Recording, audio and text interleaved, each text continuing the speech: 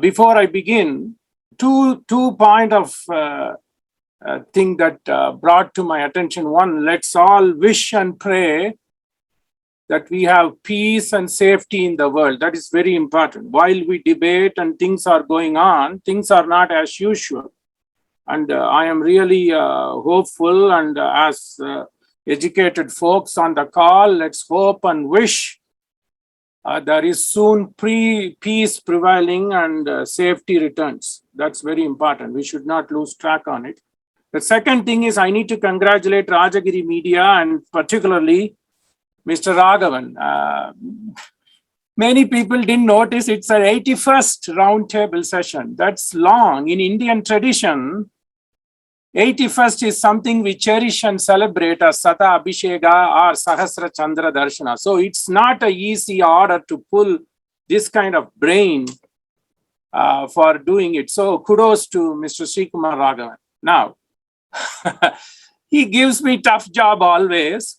One, being a last speaker or a last panelist, either whatever you add in your brain, I'm a small person, so I'm not having a big brain. Whatever you have, people have said, Professor Varghese is laughing, or you have been given a tough job to defend. Okay, I'm going to take the second option, and I am with awe, and I am a guy who wants to learn, right?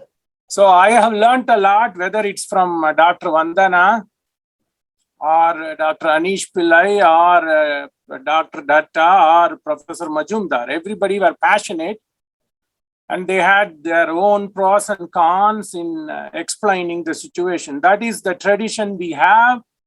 And I think I am a learner, global learner. I had my good basic education in India that people fail to acknowledge. Indian basic education system from grade through 12 and on to undergrad structure is strong and it is alive. I am a product of it. My son had his earlier K through 12, earlier part of it in India. Now he is studying here. So I'm going to place for record that I'm going to talk both positive and negative. Hopefully, I'm trying to be a bridge builder in the views which have been expressed, and I've been learned a lot from this an hour and a half. I have gotten my undergrad education in India, solid education from one of the top schools and engineering schools in India. Then I'm a product of United Kingdom, where I did my PhD, had my stay and visits to Stanford and Harvard and UC system. Everybody talks. So, and then I'm teaching. So I'm a product and practitioner of 3 systems of education. Of course, I'm also a product of experience by dealing with Mr. Sri Kumar Raghavan. That is itself an important education to be a person. Now, 3 things people talked: an education system building on our basis, and then how we go next. That's the task Mr. Raghavan gave to me. First and foremost, values are important. He talked about ethos. Without values and education, values in anything, world will not progress. That, like Datta said, like Majumdar said, Dr. Majumdar said, we have plenty. What are the global institutes of higher education looking now? The banner, the unique selling point. If you go to any universities, of course, we can't compare the system in Stanford or as against Texas University or as against Berkeley, because those are 2 different things. And American institutes are divided into private setup and public sector. So let's not confuse all that. But every institution now has a banner or a motto, whatever it is. Instead of educating a next generation scholar of particular expertise or particular field expertise, they now want, or they are themselves marketing, particularly in the Western economies, to be a global citizen. So that is the thing I'm glad nobody brought to this point or table of discussion is, am I training global citizen? Then one step ahead is global citizen scholar. So this should be the paradigm. There is a paradigm shift. I've been teaching here at Texas Tech University for 23 years. After a short sojourn of months at MIT in Boston, where I used to visit when I was a student at Leeds University. So even there, this concept of training the next generation, they will training next generation workforce, that mindset has shifted. Now we would like to project and train global citizen scholar.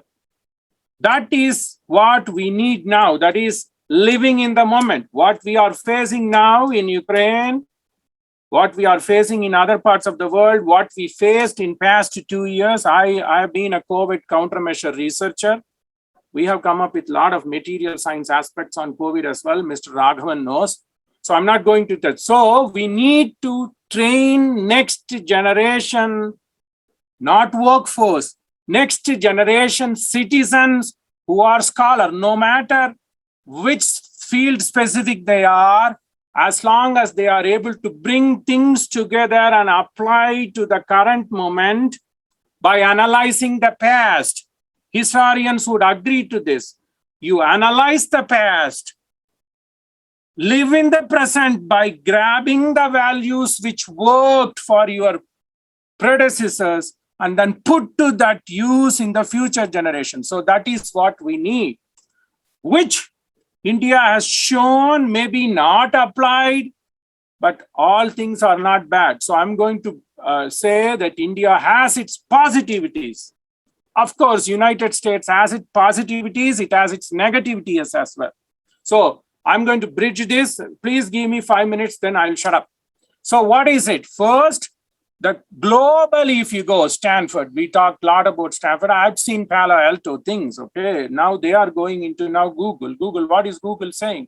Google is telling that we need to put people to have yoga. We need to put people to come and train how to live a healthy lifestyle. So you need a balance, which we never thought. There needs to be a balance. A lot of people are acknowledging my talk. Okay, American professors, they talked about marketing. We are good in marketing as well. There is a saying, Americans are good in selling a refrigerator to an Eskimo. Good and bad. Anyway, so this is the thing. We need to have a balanced approach. There, India can take a lead because other countries are not doing it. Look from our mistakes. Look from our positivities. What we need to do, train global citizen scholars. This is what our age-old, I'm glad Dr. Datta pointed out Nalanda and Takshashila and all that. These have been in places. Ayam Ganana, Ayam Neti, Iti Laguchetasam, Udara Charitanam tu Vasudha Eva Kutumpakam. Everybody talk about the word Vasudha Eva Kutumpakam. What is prelude to it? I like this group, I like this field, I don't like this field. I am Ganana, he belongs to me, that subject belongs to me. I am Neti, this is not, I don't belong to that. That is very narrow-mindedness or myopic vision. Udara Charitanam tu Vasudha Eva Kutumbakam. That is the premise which all, I'm not going to talk religion, but I'm going to preface things. So, Udara Charitanam tu Vasudha Eva Kutumbakam. That is very much needed now. Understanding built on what your expertise is. Dr. Varghese is in engineering institution, I think. And Sri Kumar has an expertise in journalism. That is their core competency.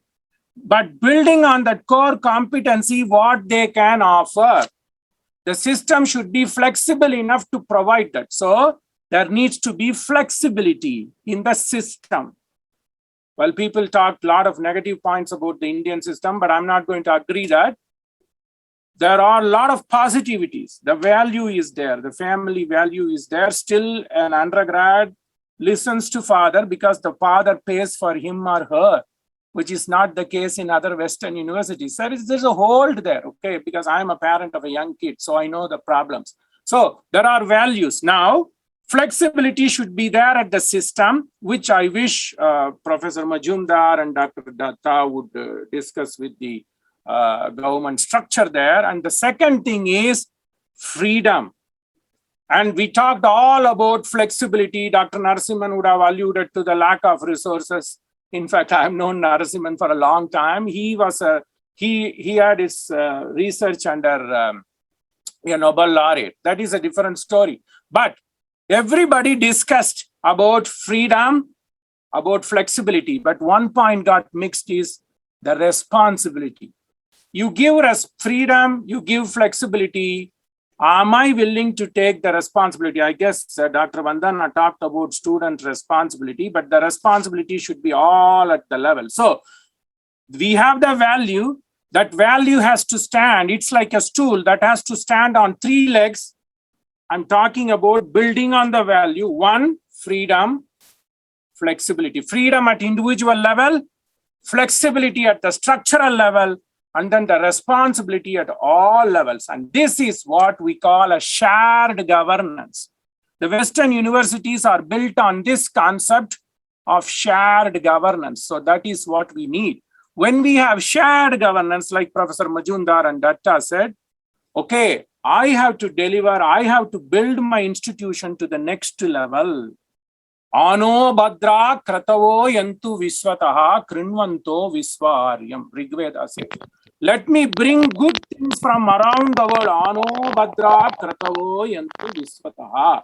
Let me bring values from other place, but give me freedom to use that value, what I have gleaned to grow, which is what we need. And I'm very positive about the NEP 2020. A lot of people invoked NEP 2020. That gives that flexibility. There's a debate there. Let's not go there. So that flexibility should be pushed from practitioners like Sri Kumar, by practitioners like Thomas George, Professor Pantalukaran, and so on and so forth. You are in the field there. So we need to ask for flexibility and then the freedom. Then comes the shared responsibility, not only the faculty, it also depends on the staff. It also depends on the students. Students are a little bit rowdy bunch there because that is the stage they are going through. So we got to pull this together, right? So that is very important. Now, resources will always be a problem. Even to the United States, and Stanfords are not just the hallmark or not the benchmark for any institution per se or how. They are private institutions. There are institutions like state-funded institutions where there is a resource crunch. But then what I said, that added responsibility, you need to run your lab, you go and find the money. And that is also happening in India. CSIR institutions, which have been heavily dependent on federal funded, central funding, now they are told, okay, you have an idea, go out there and get your own resources. To give credit, IITs and IICs have done. Yes, Dr. Seshadri. So with that, what I say is, the value, yes, the values are there. We have to take the values and then look forward towards enhancement. I'm not calling improvement. Enhancement in terms of flexibility of a structure, independent freedom, and then shared responsibility and governance. Let's peace prevail. Om Shanti.